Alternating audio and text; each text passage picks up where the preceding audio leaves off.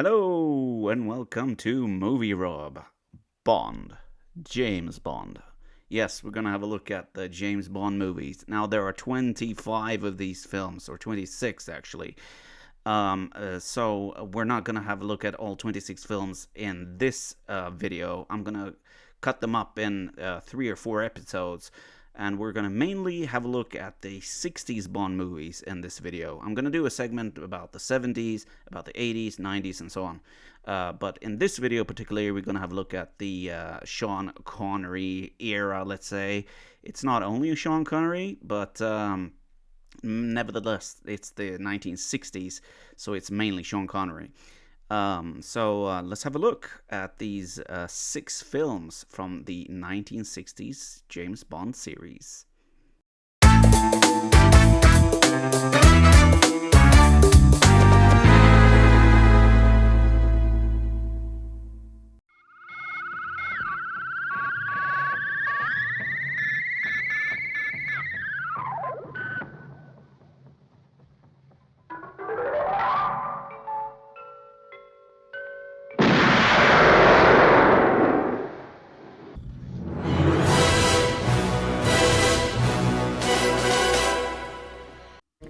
Dr. No was the first film in the long-running James Bond series and introduced audiences to the suave British secret agent James Bond, played for the first time by Sean Connery. Directed by Terence Young and based on the novel by Ian Fleming, the story follows Bond to Jamaica, where he investigates the disappearance of a fellow British agent.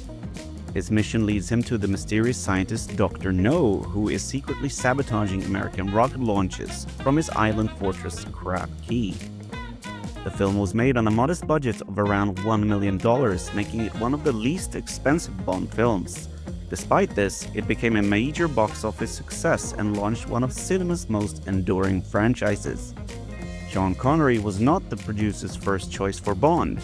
Several actors were considered before producers Albert Broccoli and Harry Saltzman cast the relatively unknown Scottish actor. His charismatic performance soon made him an international star.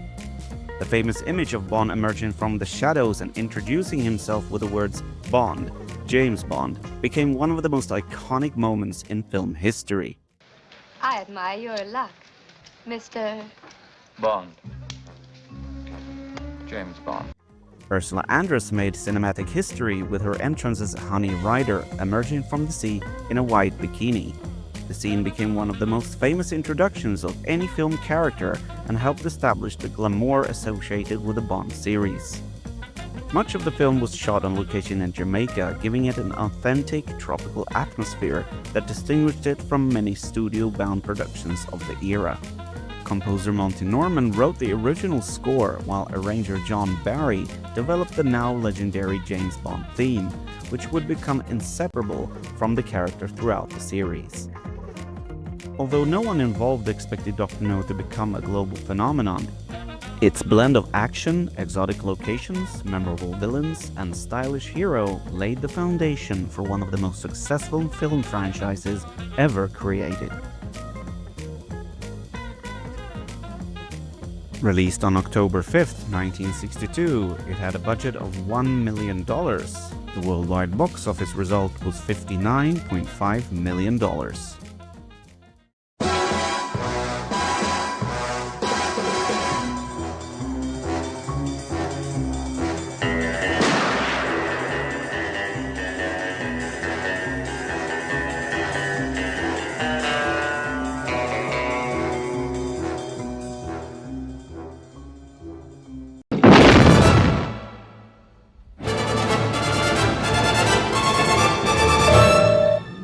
Come in, Kronstein.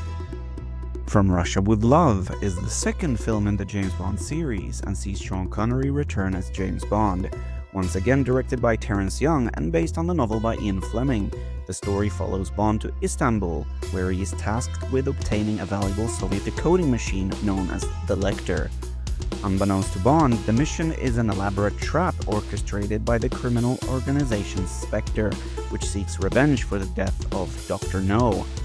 As Bond escorts the beautiful Soviet defector Tatiana Romanova across Europe aboard the Orient Express, he must outwit deadly assassin Donald Red Grant in one of the series' most suspenseful adventures.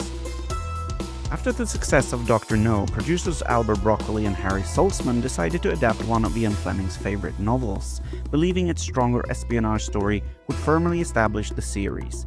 The film had a significantly larger budget than Dr. No, allowing for more ambitious action sequences, extensive location filming, and elaborate sets.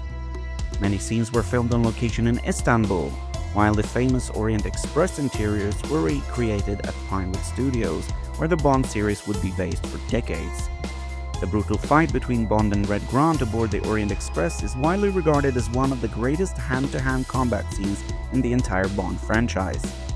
This was the first Bond film to feature criminal organization Spectre as the main antagonist, introducing key figures such as Ernst Stavro Blofeld, whose face is famously hidden from view. The film's memorable title song, performed by Matt Monro, became one of the earlier Bond theme songs to gain international popularity. Sean Connery's confident performance confirmed him as the definitive James Bond for a generation, and the film's critical and commercial success ensured the series would continue for decades. From Russia with Love was released on October 11, 1963. With a budget of $2 million, it made a worldwide box office result of $79 million.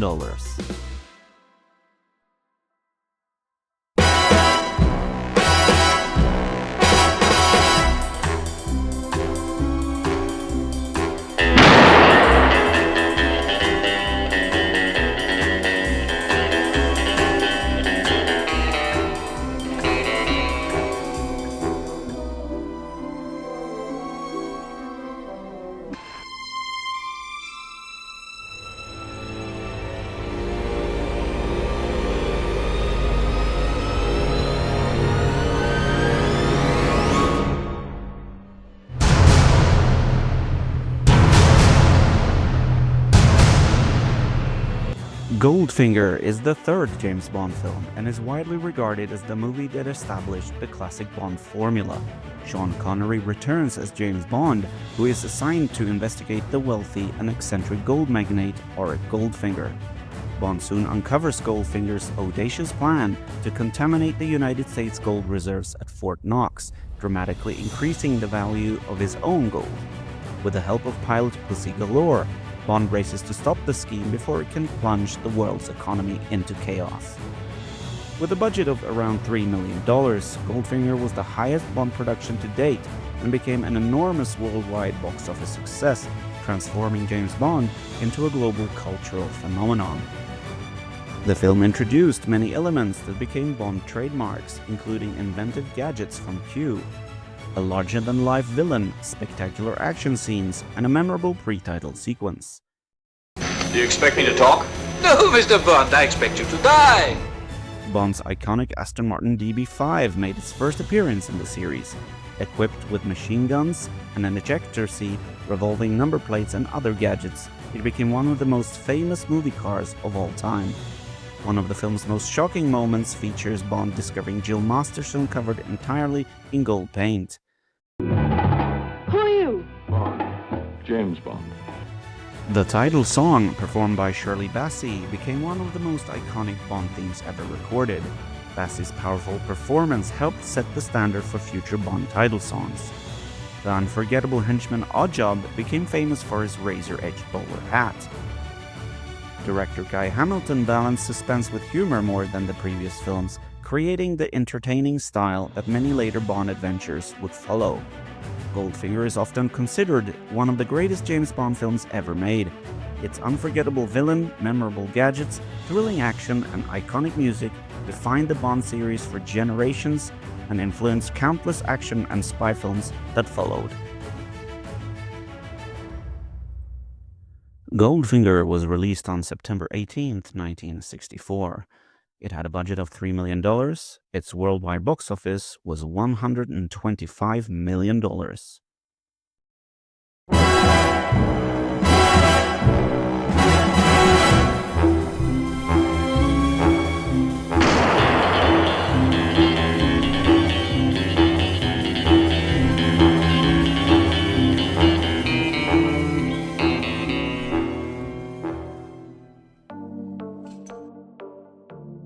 Thunderball is the fourth James Bond film and stars Sean Connery. Directed by Terence Young, the story follows Bond as he investigates the theft of 2 NATO nuclear bombs by the criminal organization Spectre. The weapons are hidden in the Bahamas, where Bond faces the ruthless Spectre agent Emilio Largo. With millions of lives at stake, Bond must recover the bombs before Spectre carries out its threat of nuclear blackmail against the world's governments. Thunderball was the most expensive Bond film made up to that point, with a budget of approximately $9 million. It became a massive international box office hit and was the highest-grossing Bond film for many years when adjusted for inflation. The film is famous for its spectacular underwater action scenes, which were groundbreaking for the time. Hundreds of divers, specially designed underwater cameras, and extensive safety planning were required to film the climatic battle beneath the sea. Much of the movie was filmed on location in the Bahamas, whose crystal-clear waters provided the perfect setting for underwater sequences. The success of the film also helped boost tourism to the islands. Sean Connery spent many hours filming underwater and performed some of his own diving scenes. During production, he narrowly avoided serious injury when a shark unexpectedly came closer than planned during one sequence. The villain's yacht, the Disco Volante, became one of the film's most memorable vehicles. Its dramatic high-speed chase and hidden hydrofoil mechanism provided an exciting finale on the water. The title song, sung by Tom Jones, is one of the most famous Bond themes. According to Jones, he held the final powerful note for so long during recording that he nearly fainted. The film's story has an unusual legal history. It was based on a screenplay that led to a copyright dispute between Ian Fleming and screenwriter Kevin McClory. The settlement eventually allowed McClory to produce the unofficial Bond film Never Say Never Again, which also starred Sean Connery. Thunderball is remembered for raising the scale of the Bond series with lavish production values, exotic locations, spectacular underwater photography, and globe-threatening stakes. Its influence can still be seen in modern action films today, and it remains one of the defining adventures of the classic Sean Connery era. Thunderball was released on December 22, 1965. With a budget of $9 million, it made a staggering $141.2 million worldwide at the box office.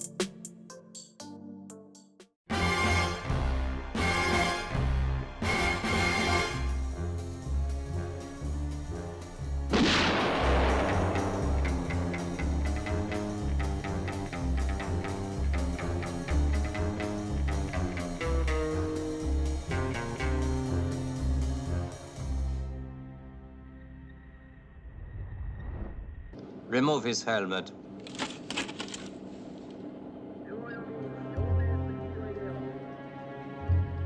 James Bond. Allow me to introduce myself.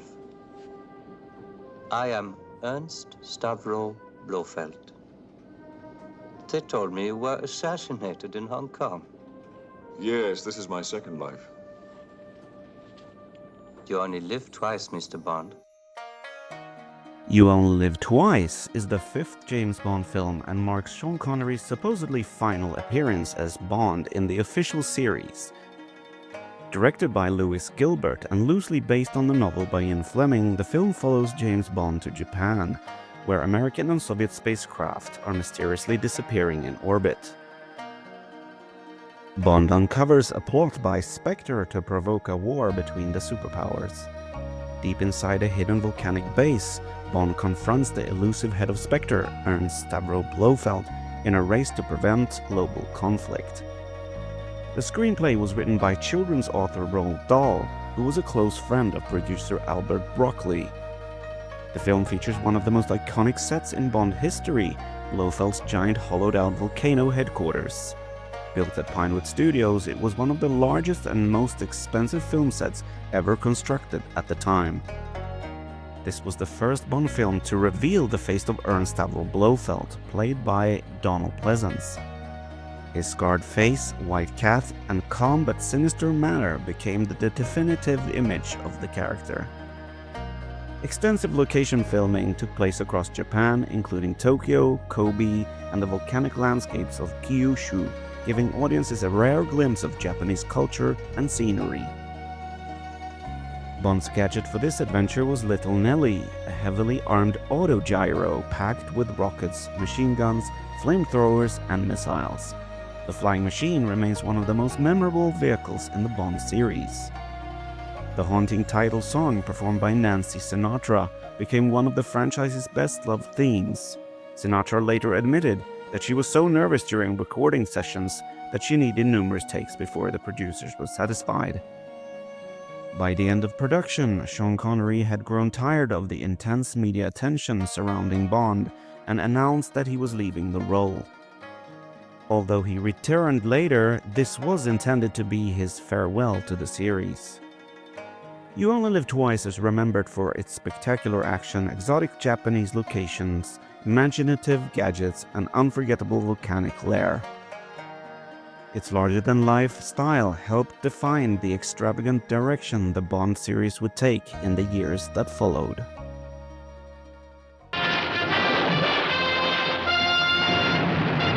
The best yet from the film creators of 007.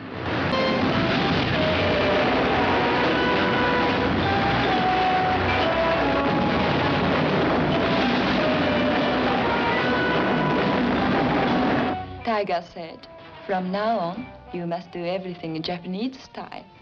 Everything?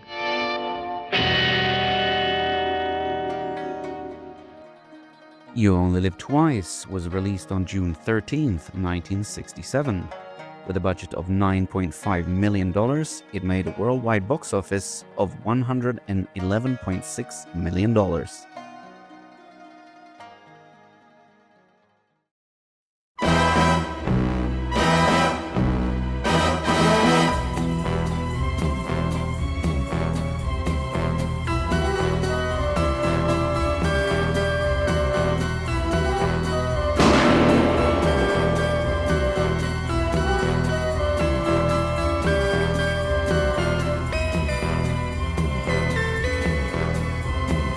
My name's Bond. James Bond. The new Bond. Suppose I were to kill you for a thrill. The different 007. On Her Majesty's Secret Service is the sixth James Bond film and the only official Bond adventure to star George Lazenby as James Bond. Directed by Peter Hunt and closely based on the novel by Ian Fleming, the story follows Bond as he tracks Spectre leader Ernst Stavro Blofeld to a mountaintop research institute in the Swiss Alps. Along the way, Bond falls in love with the beautiful and troubled Tracy. As Blofeld threatens the world with a biological weapon, Bond must stop his plan while fighting to protect the woman he loves, leading to one of the most emotional endings in the series. After Sean Connery left the role, producers cast Australian model George Lazenby, who had no previous acting experience. He impressed the producers with his confidence and physical ability, despite never having appeared in any feature film. This was the directorial debut of Peter Hunt, who had previously worked as the editor on earlier Bond films. He introduced a faster editing style and more realistic action sequences that gave the film a distinctive look. Much of the film was shot on location in the spectacular Swiss Alps, including the revolving restaurant atop Schilthorn, which served as Blofeld's mountaintop headquarters, Piz Gloria. The restaurant became a popular tourist attraction after the film's release. The thrilling ski chases and mountaintop action scenes were considered groundbreaking at the time and set new standards for filming winter sports on location. Unlike most Bond films, the movie does not feature a traditional title song sung over the opening credits. Instead, composer John Barry created one of the series' most acclaimed instrumental themes. The love song We Have All the Time in the World, performed by Louis Armstrong, is heard later in the film and has become one of the franchise's most beloved songs. George Lazenby signed a contract for multiple Bond films, but chose to leave just after one film. Believing the spy genre had become outdated, he turned down the opportunity to continue. a decision he later admitted he regretted. Although it received mixed reviews upon its original release, the film's reputation has grown significantly over the years. Many fans and critics now rank it among the very best of the Bond films for its faithful adaptation of Ian Fleming's novel, its emotional storytelling, and realistic action. On Her Majesty's Secret Service is now regarded as one of the finest entries in the James Bond series. Its combination of breathtaking alpine scenery, exciting action, memorable music, and surprisingly tragic love story makes it one of the franchise's most distinctive and emotionally powerful films. I love you. I know I'll never find another girl like you. Will you marry me? Time enough for life to unfold all the precious things love has in store. We have all the love in the world. If that's all we have, you will find we need nothing more.